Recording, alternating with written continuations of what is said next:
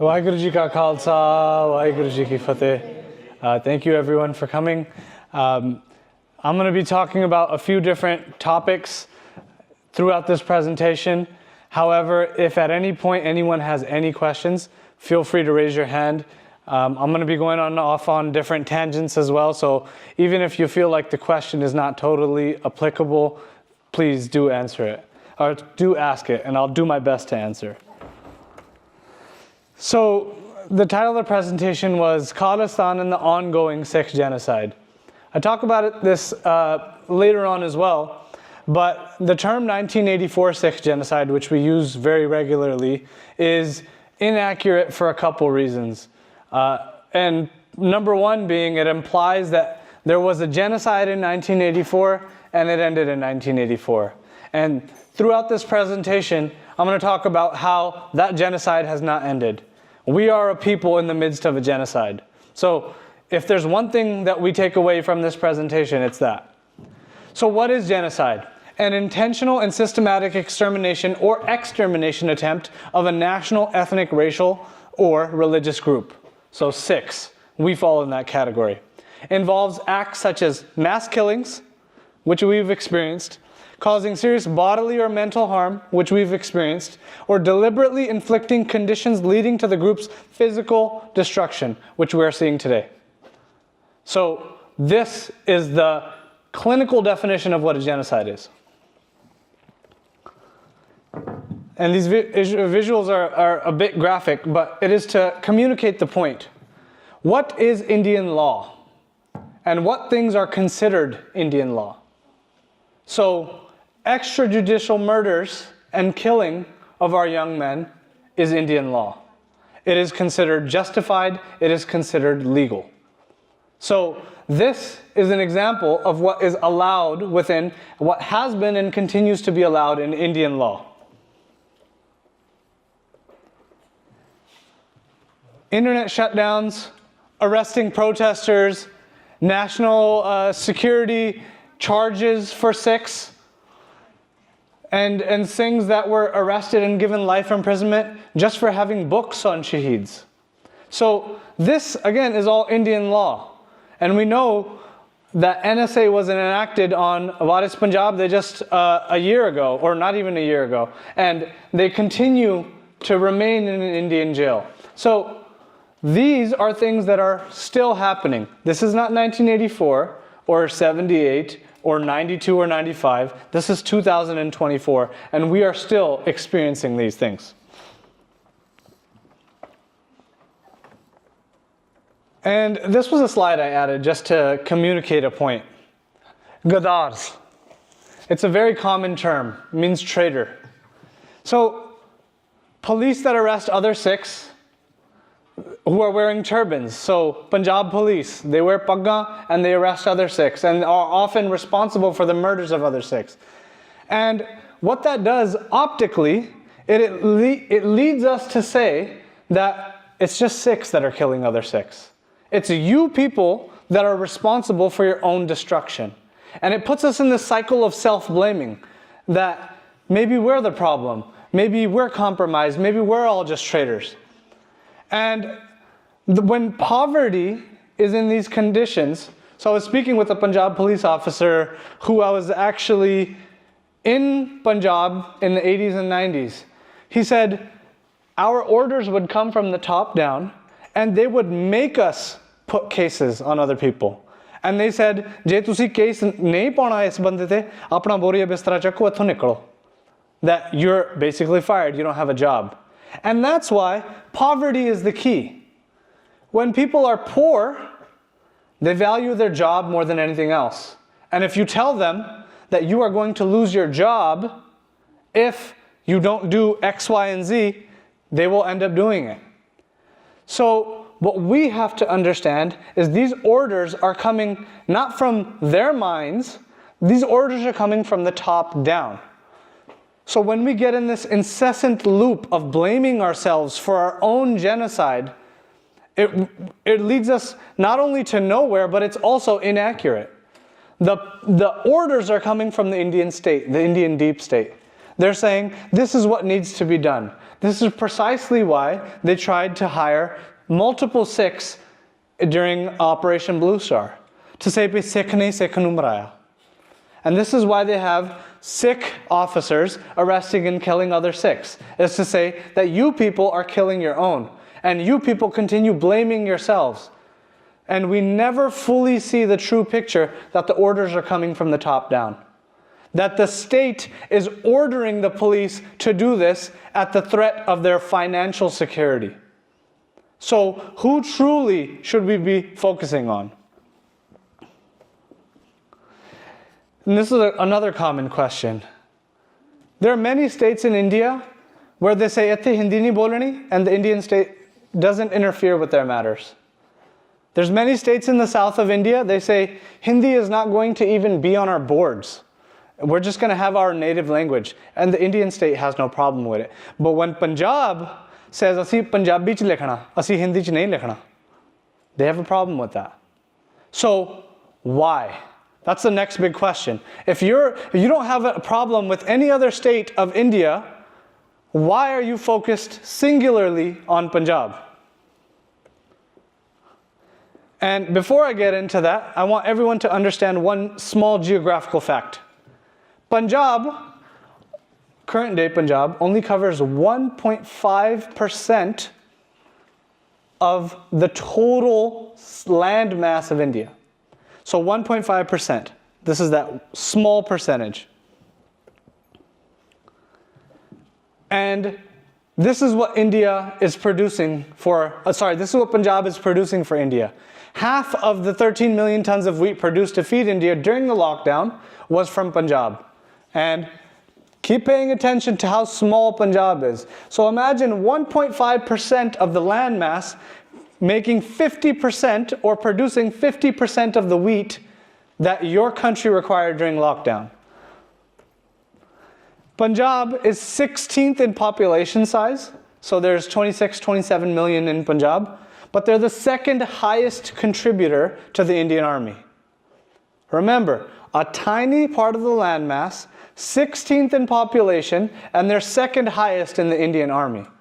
When there's a conflict with another country, फिर पगाले नू भेजो उत्थे ये साडे दलेर सरदार साडे लई लड़ूगे बट जदों ओ सरदार लाल किले ते जाके अपना निशान साहब चलाउंदे आ तां they're threats to the nation, then they're terrorists.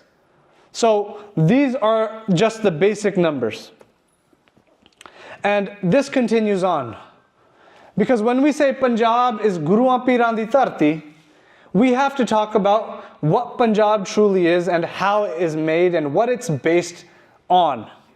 And it has rebellion in its DNA. Every single person in this room is here for a reason. Sometimes we don't know what that reason is. And I experienced this a lot during the farmers' protest. Kisan Sangharsh vele kaiyan nu pata hi nahi si pe asi aaye kar liya. What got us up out of our houses onto the streets of Delhi or protesting in Sacramento? I'm sure you had a lot in the UK, Canada. Why are we up out of our houses fighting for that? And that's because somewhere in our DNA is rebellion.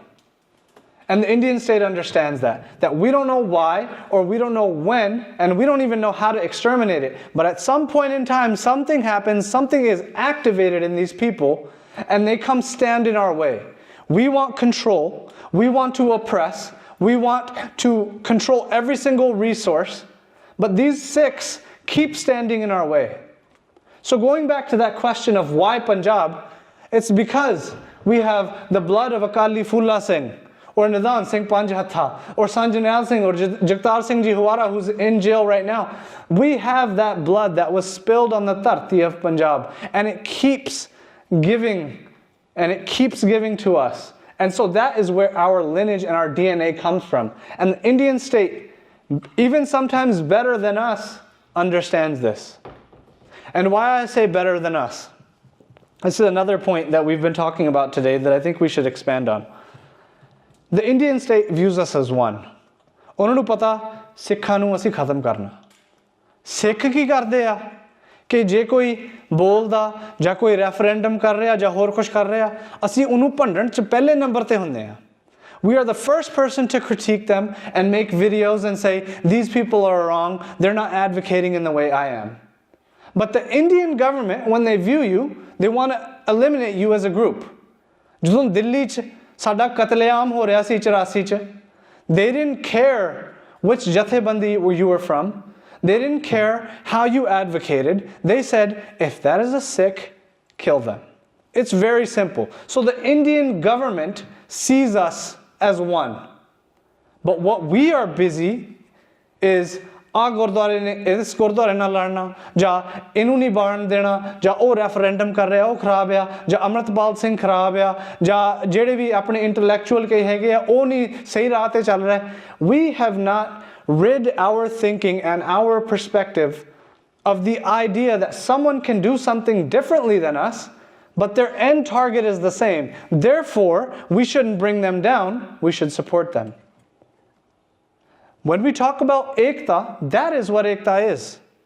Ekta is not we just pray for ekta, oh we're not united, sade ch kadar ya. That's not what ekta is. Ekta is understanding that there are many different rivers which flow to the same ocean.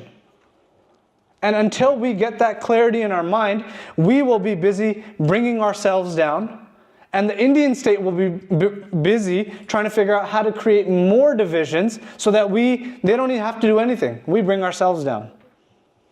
That if these referendum folks are doing a referendum and then there's people on this side saying that's not going to do anything, we're just busy in that hamster wheel, in that cycle. We need to move past that to understand कि साडा निशाना केड़ा है. जे साडा निशाना आजादी है, there are many different ways to advocate for ajadi. It may not be what we prefer, but it is leading to the end goal.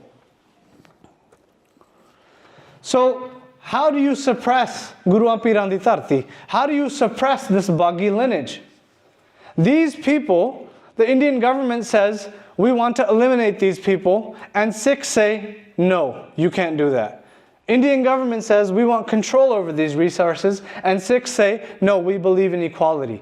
How do we eliminate Sikhs? So how does the Indian state suppress this sentiment? So, just some numbers, you don't have to read it entirely, but hundreds and thousands of us were picked up and extrajudicially murdered by the Indian state in a period of 10 years. They tried to change our genetics, our DNA, by murdering off the young men and taking the women in their custody and reproducing in that way so that the next generation would not have any Sikh blood. This is the efforts, this is the extent that they went to. When the Indian army attacked Darbar Sahib, I wrote 40 here, but there was actually over 100. 100 other gurdwara were attacked. They continue to tell us that the attack on Darbar Sahib had to do with Sant Jarnail Singh, but Sant Jarnail Singh can't be in 118 places at once.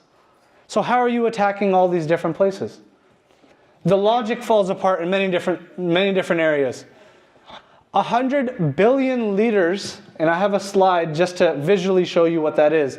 180 billion liters of water are taken from Punjab every single year without royalty for free.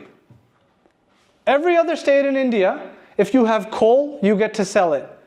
If you have sand, you get to sell it. If you have a specific type of wood, your state does, your state has right over that. But Punjab, whose only one natural resource is water, whose name is made based on Ab, which is water, doesn't have control over its natural resources. And this has been happening since 1955. It is 2024. So do the math in your head, multiply it. That is trillions of liters of water that the Indian government has taken from Punjab for free, which they owe Punjab royalties for. Punjab da kisan bhukha mar reha. They're dying, committing suicides because they don't have money to feed their families. Meanwhile, the Indian government continues to take their resources. So this poverty is not a natural phenomenon. This is a state-created problem. And this image is very intentional as well. This is of the Sikh reference library from 1984. When the Indian government attacked Darbar Sahib, they took the possessions of the Sikh reference library. So as we have this talk in 2024, everything that was present in the Sikh reference library is still with the Indian government. They still have it today. What they did was, they took everything and then they set the place on fire so that they could confuse Sikhs and say, "Oh, to sara attack vele jal gaya siga." But when you speak with eyewitnesses, they say up until June 6th, everything was there. And you speak with more eyewitnesses and they say, "We know what items were taken. It was taken to a hostel near Amritsar, and they still have it today. We saw the soldiers taking the possessions. All the thousands of artifacts, sade Puratan Kitabah, ਸਾਡੇ ਸ਼ਾਸਤਰ ਕਿੰਨਾ ਕੁਝ ਸੀਗਾ reference library ਵਿੱਚ ਸਾਰਾ ਚੱਕ ਕੇ ਲੈ ਗਏ ਤੇ ਹਾਲੇ ਵੀ ਉਹਨਾਂ ਕੋਲ ਹੀ ਆ This distortion of our history is intentional. What happens when we don't have literature to trace back? We say these books were written hundreds of years ago. This is a method to break you from your history, from your identity, from your beliefs. And this is all small examples. We didn't even talk about the attack on Darbar Sahib because that seems pretty obvious. That you would want to attack that place to show them that they are subservient. You want to desecrate their Darbar Sahib and then put the Indian flag on top of a bunga to show that we have conquered this place. So we are an occupied people. Punjab is occupied today. So when I say ongoing Sikh genocide, this is what I'm referencing. Punjab today is the highest in the country for uranium contamination. 50% of all the drugs seized in that 3-year period were from Punjab. And remember, a 1.5% geographical area. So half of all of the drugs seized from this landmass were from that tiny geographical area. This is not a mistake. There are other states, they're saying Pakistan is bringing the drugs to Punjab. There's other states that border Punjab, but they don't have this issue. Why Punjab? We answered that question earlier. When you can break Sikhs, when you can break their ideology, when you can eliminate them as a whole, your path to control for the Indian government becomes much easier. It's like removing the obstacles from the road before you drive on it. And that's what the government of India is doing. And Sikhs, as battered as they are, refuse to bow down in the face of that. 76% of the drug users in Punjab are between the ages of 18 and 35. This is your next generation.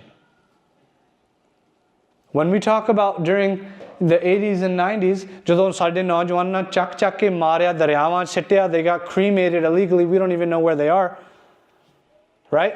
That was our last generation. And this is this generation.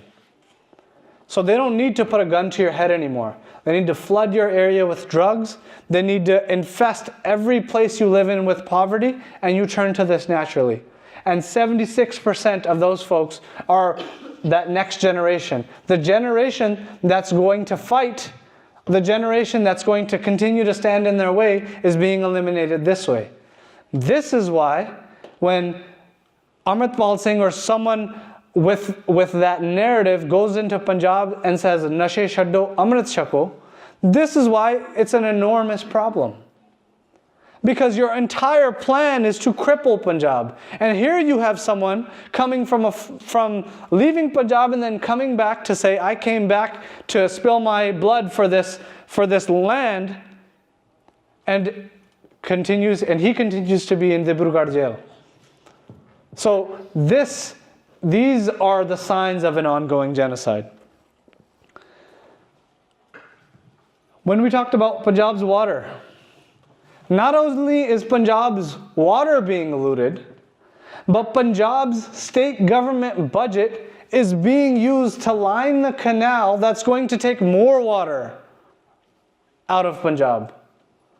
So the Rajasthan Canal, which takes part of Punjab's river water and diverts it to Rajasthan, Punjab's budget is being used to line that, to make sure that the water transfer is safe. So not only are they being looted, they are being forced to pay for their own looting. These are the ramifications of not having Raj. These are the ramifications of not having authority over your own decision making.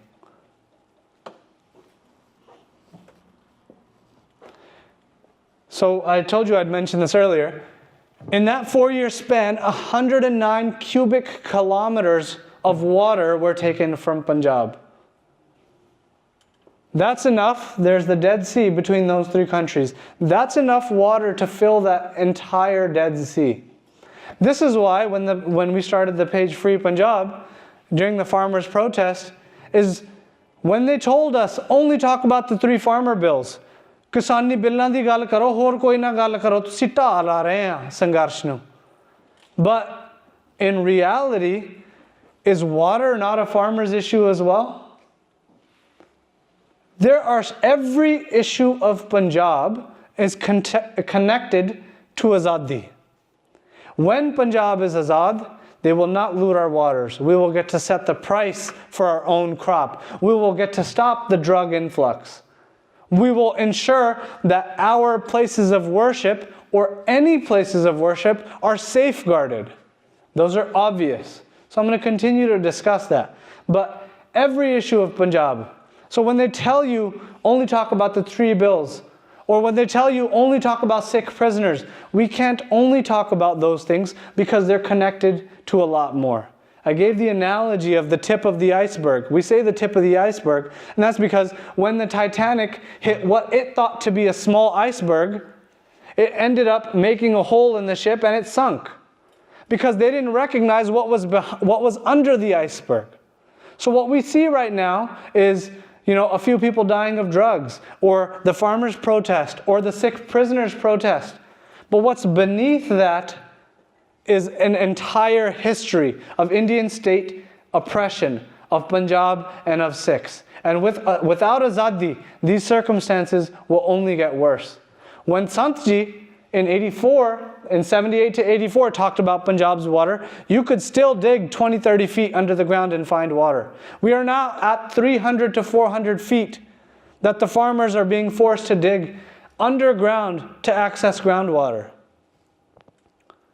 In some places in Ropar, the tube wells that would extract water from the ground shut off overnight because there is no underground water left.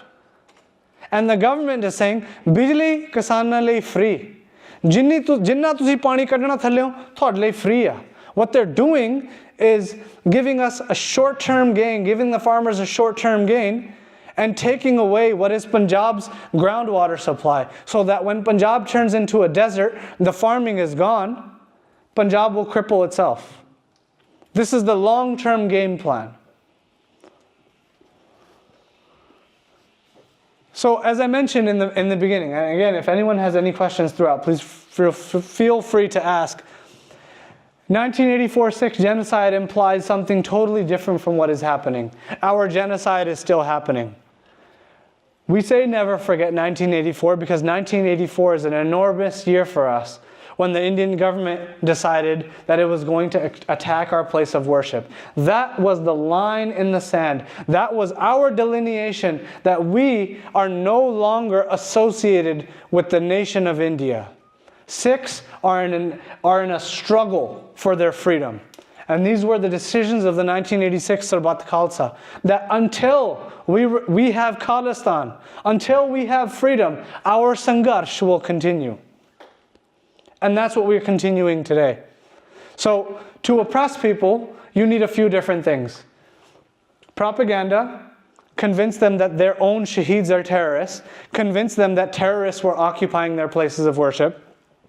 You need disinformation, which is outright lying, right? And then you need whoever is telling the truth, silence them, silencing of dissent. So these are the countermeasures that India takes. When you look at internet shutdowns, Pakistan shut down the internet 19 times. India shut down the internet 154 times. All right? Almost 10 times as much. So, for a nation that calls itself a democracy, the pillars of democracy are freedom of speech. A pillar of democracy is saying you do not have freedom of speech. We have to shut off internet so that you don't get to talk about what's really happening. So, is India even a democracy can also be debated. If you don't have the freedom of speech, you are not a democracy. And specific to the UK, we're in the UK. By far, the most repressive nation for Sikhs is the UK after Punjab. You know, you're getting stopped at airports. There are activists here who have had their houses raided, who have had their technology possessed. Right? I'm from California. Yeah, they shut down our accounts. They put us on blacklists, no-fly zones. Sure. But no one has entered our house to take our things. Right? There is not a US citizen in an Indian jail who was beaten and tortured and remains there 7 years later. The UK does. Right? There's no position in the US or Canada that is funded by the Indian consulate, but Birmingham University has one. So the financial alliances of India with the UK are so deep that they are willing to look past torture, they're willing to look past arbitrary detentions, they're willing to bypass all of that so they can maintain this financial alliance. So the British left India in 47, but they continue to want to exploit their resources. And that is going to come at the cost of anyone who stands in India's way, and that's going to be Sikhs. So I would expect that if we don't talk about this with enough of an effective articulation, this will spread to other countries as well. But right now, it is the worst by far in the UK. The PREVENT program, so airport stops. You know, anything that is anti-UK interests, essentially anti-UK India relationship interests, is deemed as something that is warranted to be stopped. Infiltrating Gurdwara, infiltrating Jathebandiyan. That's all happening everywhere, but it's happening to a greater extent in the UK. So, let's just talk briefly about the double standard of Indian law. We talked about law, that was the first slide. But this is Indian law. Bilkis Bano, this is an example I've given repeatedly, though there's many, many examples. She was gang raped and 7 members of her family, or multiple members of her family, were killed by an Indian mob in 2002. When Modi, the current Prime Minister of India, told mobs that you get to kill as many Muslims as you want for 3 days. After 3 days, I will stop the violence. For that role, he could not come to the UK, he could not come to the US, Canada, Western nations, because he was involved and sanctioned this genocide of Muslims. Right? And in that violence, she was gang raped and she had many members of her family killed. These were the folks that did it. 14 years later, they are not only given a pardon by the government of India, they're saying, oh, to celebrate, Indian independence 2 years ago, we released them from prison. And they're received with sweets and garlands, as if what you did is so honorable, and what you did is such a great task for the nation of India.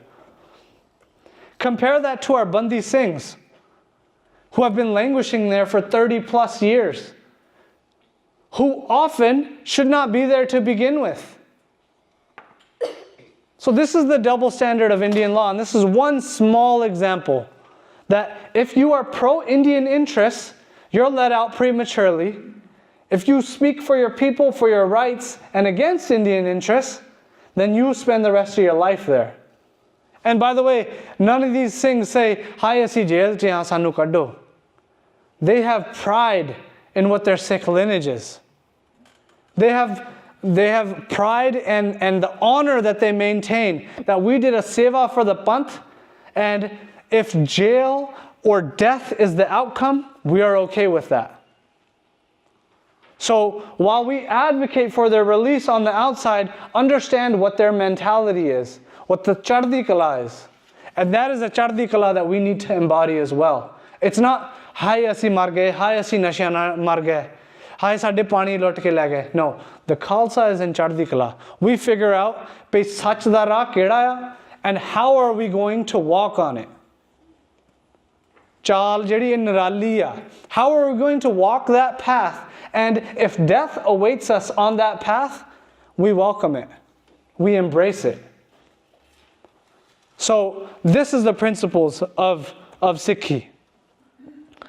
And then talking about the diaspora specifically, we know this better than anyone else. We know Bhai Hardeep Singh Ji was killed by folks hired by the government of India, but miraculously, before a Khalistan referendum vote is supposed to happen, a mandir is vandalized. It's not happening at any other time, but if Khalistan referendum voting is happening in June, then a month before, a mandir is vandalized. If Khalistan voting is happening in BC in September, a month before, a mandir is vandalized. With Modi terrorist, Sikh 1984 genocide, the same tactics, but they have evolved. In the 80s and 90s, they would pull people off buses. They would hire folks with bugs to pull people off buses, kill them, and say that we are the revolutionaries who believe in Khalistan, to malign our cause. And they're resorting to the same tactics today, though they've evolved to graffiti. That's the only change. Some more examples. In Toronto, September voting is going to happen. In August, a mandir is vandalized. San Francisco, just a few weeks before Khalistan referendum voting is supposed to happen, a mandir is vandalized. So the tactics of the Indian government remain the same. Malign these people. And they've gone to the extent of bombing their own planes, killing their own citizens to malign Khalistan. The evidence indicates that the Air India bombing of 1985, which they've continuously pointed the finger at Khalistan supporters, was actually their doing all along. They were responsible for the entire plan. And this has been exposed and is getting exposed as we speak. But it took us 40 years to bring this to the forefront, or even 30 years. And what we need to do is take care of our narrative before that. We need to have these talks, these lectures, so that at least the next generation understands what is our narrative. Do we say we're Indian, even though the Indian government is eliminating us, and our people, and our bodli, and our beliefs, and our faith? Do we say we're Indian, or do we say we're Punjabi or Khalistani? Is being called Khalistani something to be ashamed of, or something to be proud of? These are questions that we need to answer. If we had Azadi in the hypothetical situation, would drugs be funneled into the state? Would our gurdwaras be invaded? Would our water be diverted? Would our farmers be exploited? Would our language be erased? No. When we have freedom, when we have the authority to make decisions, our outcomes will change. We can protest over farming, we can protest over water, we can protest over any of these things individually, but without understanding what the larger picture is, we will always fall short of our nishana. And if our nishana is clearly stated as freedom, as azadi, as Khalistan, then we can move forward by saying, yes, we are an occupied people, but we are fighting for our freedom. And if jail or death is the outcome, that is an outcome we are okay with. So, Raj in Sikhi. Our Patshahi, so our sovereignty, was given to us by the Guru. The Guru made us Patsha. It gave us that Raj. So our mentality can never be Ghulam. But you can even put a lion in a prison. शेर नू भी तुसी पिंजरे च बंद कर सकते हैं, and that is the situation we're in. ਅਸੀਂ ਉਹ ਹਾਲਤ 'ਚ ਆ ਅਸੀਂ ਪਿੰਜਰੇ 'ਚ ਬੰਦ ਹੋਏ ਵੀ ਕਹਿੰਦੇ ਆ ਨਹੀਂ ਅਸੀਂ ਰਾਜ ਕਰਦੇ ਹਾਂ ਅਸੀਂ ਆਜ਼ਾਦ ਹਾਂ ਕਿੱਡਾ ਭੁਲੇਖਾ ਸਾਡੇ ਮਨਾਂ ਵਿੱਚ the doubt that is in our minds that everything is being taken away from us our history is being distorted they are distorting our language they are erasing our language our people are being forced to immigrate and we are thinking nahi ਅਸੀਂ ਰਾਜ ਕਰਦੇ ਹਾਂ ਹਜੇ This is, when we talk about gulami, when Sant Jarnail Singh mentioned gulami, this is what Sant Ji was talking about. This is the gulami that's around our necks. When we understand that though we are Raj and we have Badshahi, that has not manifested. How do we get it to manifest? So our Badshahi demands that we create space to exist outside the domination of any worldly power. That is our idea of Badshahi. We build bases from which to offer shelter, dignity, and security, which is Sarbat da Pala, which we repeat in Ardas twice a day. Realize the purpose of the Khalsa is by establishing Halemi Raj. But you can never establish Halemi Raj if you are not in a position of authority. If you are not a ruler, you can never establish Halemi Raj. Yes, in your mind and in your heart is not the Halemi Raj we're talking about. We like to give ourselves comfort by saying, Asi Raje hain, Halemi Raj, Khalistan nahi hega. But unless you are in a position of power, how do you get to dictate the decisions that are made? Asi hun langar vi dinne ha, asi langar vi hale gulama angu de rahe ha.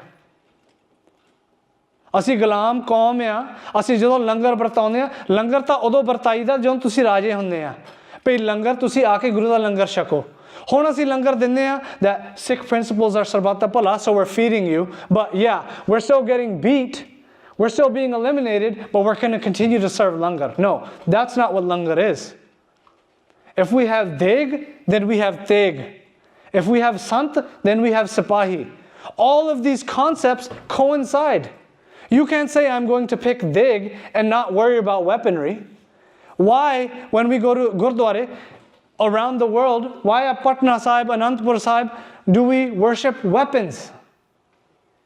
This is why Guru Sahib gave us the Kirpan. This is why Guru Sahib gave us that thinking that without your authority, without your shastar, you are a nobody.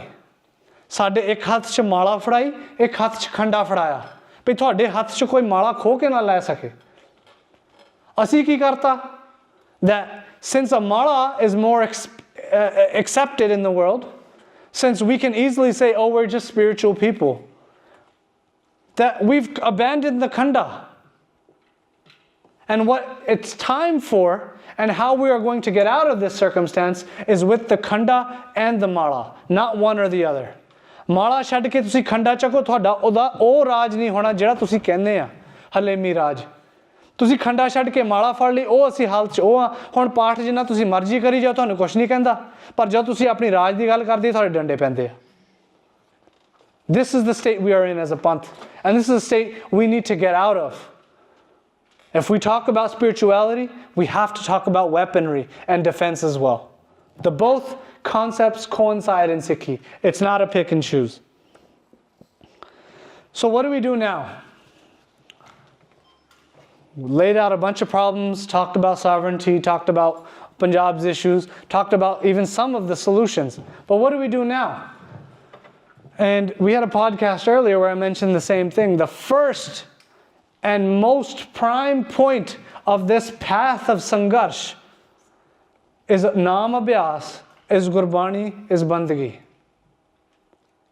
ਤੁਸੀਂ ਸਰਬੱਤ ਦਾ ਭਲਾ ਨਹੀਂ ਕਰ ਸਕਦੇ ਜਦ ਤੁਹਾਡੇ ਸਿੱਖੀ ਪੱਲੇ ਨਹੀਂ ਹੈਗੀ ਤੁਹਾਡੇ During Maharaja Ranjit Singh's time, here's a one small example. The Mughals, Islamic, right, of the Muslim faith, they had the better part of a century slaughtering us. Thousands of our people, Sikhs, were killed by Mughals in days at a time. And we used to live in jungles. But jab Sikha ne Raj kaim kita, when Sikhs got their own Raj, they didn't say, "Pe assi hun Muslimanan nu khatam karna." Muslimans were 60% of Maharaja Ranjit Singh's Raj. That is Halemi Raj, saying that even though your ideals have eliminated my people for a century, we can still coexist. When I have Raj, we can coexist. That is called Sarbat da Pala. That is how you enact Sarbat da Pala. Upparon thode dande pende a, assi ਉਹਨਾਂ ਨੂੰ ਲੰਗਰ ਫੜਾਈ ਜਾਂਦੇ ਆ. This is the position we're in right now.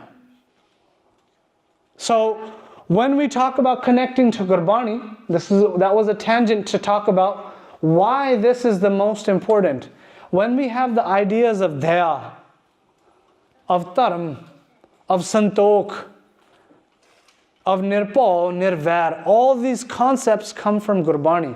And up until we can adopt those values, our path will continue to become harder. That's why when I say connecting to Gurbani, it's not a formality on the path of Azadi. Connecting to Gurbani is a necessity on the path of Azadi. SSAs stand for 6 student associations. I think UK probably has plenty that connect with each other. I know your Gurdwara even connect with each other. That bond needs to be continued. So long as you understand that if this Gurdwara may be doing something a little bit different from me, that doesn't mean they're wrong. They're just choosing to do something differently. There's a difference between Gadar and there's a difference between someone doing something different than me. And we need to correct that delineation in our mind. Our pride forces us to say, if you're not doing exactly what I'm doing, you must be wrong. We need to get rid of that pride. And that goes back to point 1. Home nave naal virodh hai. That your home, your ego and nam, they cannot reside in the same place. They cannot reside in the same place within your body. So either you have home or you have nam. So the more you have nam, the less your home will be, the more with clarity you will be able to see. Pro-India is anti-Sikh across the board. There is no other answer. If you are pro-India, you are anti-Sikh. If you are pro-India, you stand with our genocide. It's black and white in this situation. It doesn't matter if you're talking about India's technological advances. It doesn't matter if you're talking about India's financial advances. If you are saying pro-India, that country is invested in our elimination. Therefore, pro-India is anti-Sikh. That's as simple. So we need to clarify that in our narrative. If we are called Punjabi, if we are called Khalistani, that's totally fine. But when you call me Indian, you're telling me that I have to be okay with my own genocide, and I'm not okay with that. So that's a mistake that we need to correct in our schools when people call us Indians. No. We are from Punjab. We can be Khalistani, we can be Punjabi, but we're not Indian. We are not invested in our own genocide. Don't shy away from the term Khalistan. ਹੁਣ ਪੰਜਾਬ 'ਚ ਖਾਲਿਸਤਾਨ ਦਾ ਲਫ਼ਜ਼ ਇੱਦਾਂ ਦਾ ਬਣ ਗਿਆ ਕਿ ਕਿਸੇ ਨੇ ਤੁਹਾਨੂੰ ਖਾਲਿਸਤਾਨੀ ਕਹਿਤਾ ਤੁਹਾਨੂੰ ਗਾਲ ਕੱਢਤੀ. That is the circumstance being created. Some voices are there saying, ਤੁਸੀਂ ਮੈਨੂੰ ਹੋਰ ਕਹੋ ਖਾਲਿਸਤਾਨੀ. ਮੈਂ ਹੈਗਾ ਖਾਲਿਸਤਾਨੀ. That's what we believe in. Why would we shy away from it? But it's nothing to get upset about. It's like if you go to India and you call someone Hindustani, they wouldn't get mad at that because they said that's what we are. That's fine. That's not considered a derogatory term. So when someone calls us Khalistani, we need to view it as the same way because that's what we are. Billboards, public displays of factual information. I know UK doesn't have a problem with this. You have huge posters of Santaji and General Shabir Singh outside the Gurdwara. You don't have a problem with this. Many other countries do. Just talk about what India truly is. India is a repressive nation. India is not a democracy. India is invested in our genocide. Our genocide is still happening. These public displays of factual information are so problematic for the government of India. The government of India is busy creating propaganda and convincing you that your own struggle is not justified. We need to bring that to the forefront. And finally, understanding that we are Ghulam. We are not azad. ਸਾਡੀ ਸੋਚ ਨੂੰ ਕੋਈ ਕਦੀ ਨਹੀਂ ਕਬਜ਼ਾ ਕਰ ਸਕਦਾ. ਸਾਡੀ ਸੋਚ ਨਹੀਂ ਕਦੀ ਗੁਲਾਮ ਹੋ ਸਕਦੀ, ਪਰ ਸਰੀਰਕ ਤੌਰ ਤੇ ਅਸੀਂ ਗੁਲਾਮ ਹੋ ਸਕਦੇ ਹਾਂ. When you have a lion out in the savannah, you can still put that lion in the cage. And you understand, if I let that cage open, that lion will attack me. So I better keep that lion in the cage. Our circumstances today is we don't even want to recognize that we are inside of a cage. So recognizing, Sadi halat kiya, what is our circumstances? And I believe, okay, I'll repeat this. जंग हिंद पंजाब दा मुड़ होसी साथों खुशियां भावे सरदारियां ने उदों तक नहीं जंग ये खत्म होनी जद तक नहीं जितदियां नहीं जो हारियां ने. And this is by Gajendra Singh ji said this, and that means we may have lost something, but our war will not end until we gain that freedom back. People always tell us we need peace, we need peace. But you can have peace and you can have injustice. You can scare people into silence. ਤੁਸੀਂ ਕੁੱਟ ਕੇ ਡਰਾ ਕੇ ਉਹਨਾਂ ਨੂੰ ਕਹਿ ਸਕਦੇ ਆ ਪਰ ਤੁਸੀਂ ਬੋਲਣਾ ਨਹੀਂ ਹੈਗਾ. And you can have peace that way. No, we don't want peace. We want freedom. And sometimes the two things aren't the same. And that is because peace and freedom are two different things. On the path to freedom, you may die. It may get bloody. There may be violence. There may be whatever is needed. But on the way to freedom, do we want freedom or do we want peace? Because if we want peace, we have peace right now. It's a slow death. Everyone is silent. Our water is being looted. Punjab is being turned into a desert. Mass migration out of Punjab. Our texts are being erased. Our Boli is being erased. And this is the peace that the Indian government wants. How do we get freedom? The two things are not the same. And I will end off with that, is that how do we get freedom? Because peace and freedom are not the same. ਅਸੀਂ ਗੁਲਾਮ ਕੌਮ ਆ, ਅਸੀਂ ਆਜ਼ਾਦੀ ਕਿੱਦਾਂ ਲੈਣੀ ਆ, ਬਾਕੀ ਵਿਚਾਰਾਂ ਬੋਲਦਿਆਂ ਹੋਇਆਂ ਭੁੱਲਾਂ ਗਲਤੀਆਂ ਹੋ ਗਈਆਂ ਹੋਣੀਆਂ, ਮਾਫ ਕਰਨੀਆਂ ਜੀ. ਤੇ I think we have some questions or we may not. I'm not sure, but I'll end it off my part here. Waheguru Ji Ka Khalsa, Waheguru Ji Ki Fateh. So we're just going to get on to a few of the questions in a moment. But just before we do, haven't done this before, but we're going to do this today.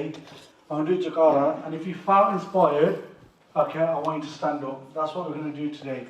Okay? Bole Sonihar! Sat Sri Akal.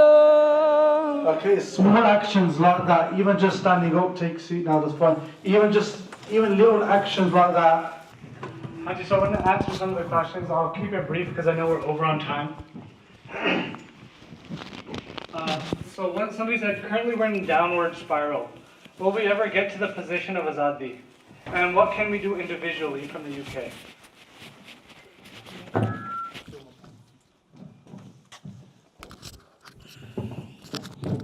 So, are we in a downward spiral?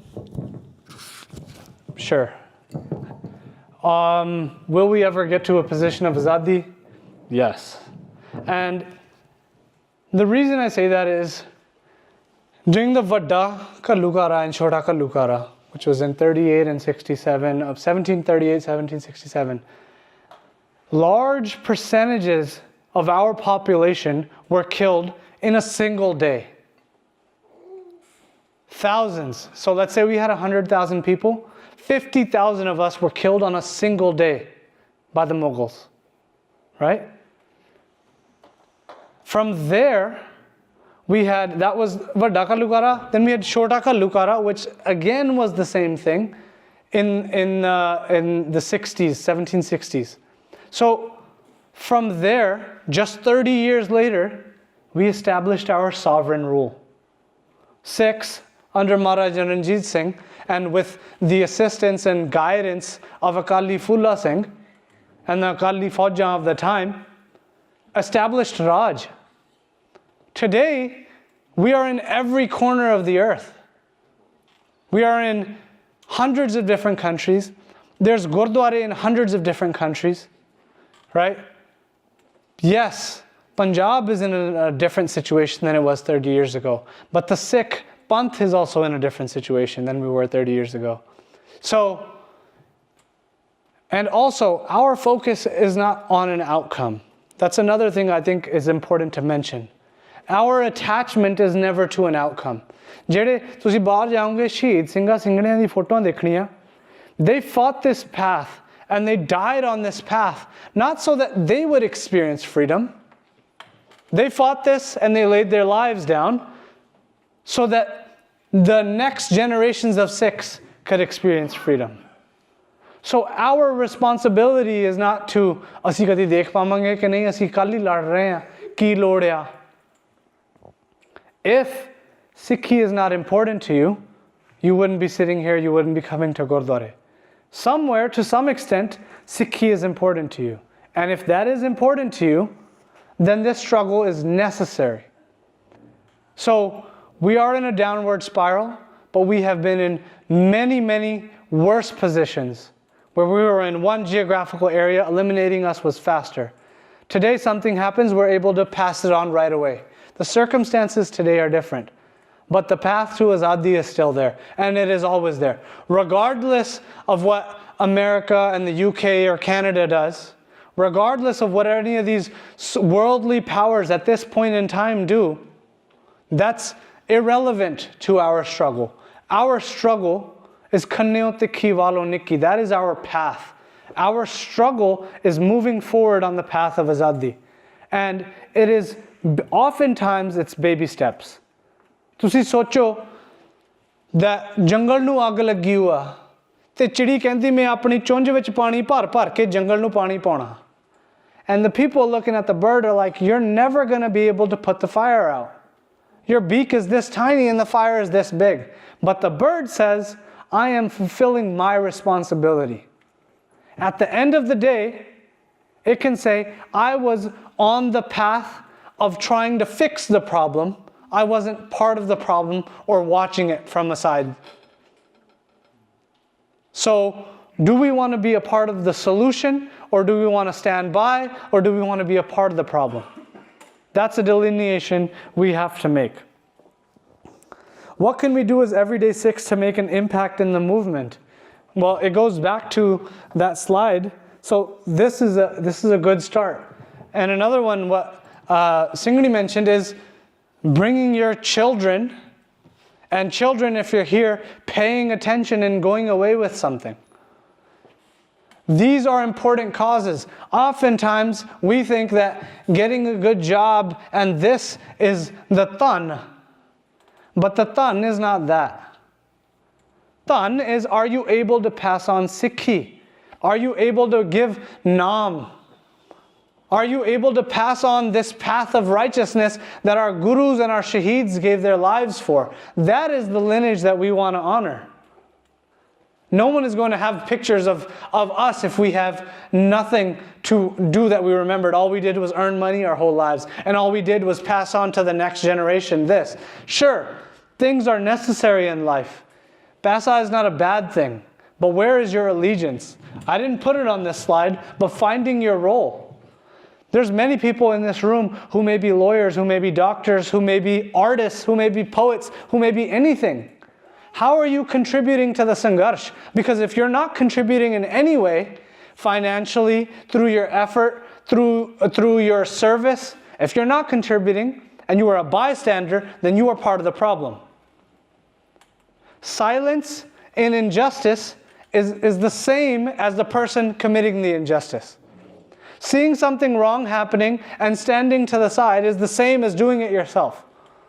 Which side do we want to be on? So how can we contribute to impact the movement? If you are a millionaire, there's ways you can contribute. If you are a lawyer, there are as many boards you can join that talk about human rights. There's many, many ways to contribute if you pay attention. If you're not paying attention, you want someone to spoon feed you all the information, it's not going to happen. Then you can just put your hands up and say, I give up. And that is okay. That is what many people choose to do. But if this is important to you, you will find a way. So that is a pretty short and simple answer to that. In which ways can we begin to move towards Azadi? We talked about that. When did you start Free Punjab and why? Free Punjab was started during the farmers' protest. There was a huge gap in what people were talking about, where everyone was telling us, "Sirf tin billan di gall karo, kisani di gall karo." There was a few people, Deep Sidhu by name, for example, who was saying, "No, ਇਹ ਫਸਲਾਂ ਦੀ ਨਹੀਂ ਲੜਾਈ, ਇਹ ਨਸਲਾਂ ਦੀ ਆ, ਇਹ ਸਾਡੀ ਹੋਂਦ ਦੀ ਲੜਾਈ ਆ." This is an existential fight that we are fighting. Few people recognized that, and they were character assassinated, they were shamed, they were brought down until he was assassinated in February of 2022. So that's when Free Punjab was started, to help fill some of those gaps. And honestly, out of just emotion. Seeing your people dying and suffering, seeing someone tell you that your people are only good for langar when we broke the barricades to get to Delhi in the first place. Why would we not put a Nishan Sahib on the Red Fort? That is a sign of our rebellion. If you put an Indian flag on our Bunga and Darbar Sahib, then we put a Nishan Sahib on the Red Fort. It's nothing that confusing about it. To some people, it's like, why did you do that? Tusi nuksan kara liya, tusi idda kara liya. No. That is a symbol of our rebellion. Sikhs, if you talk about it historically, gave the most for Indian independence.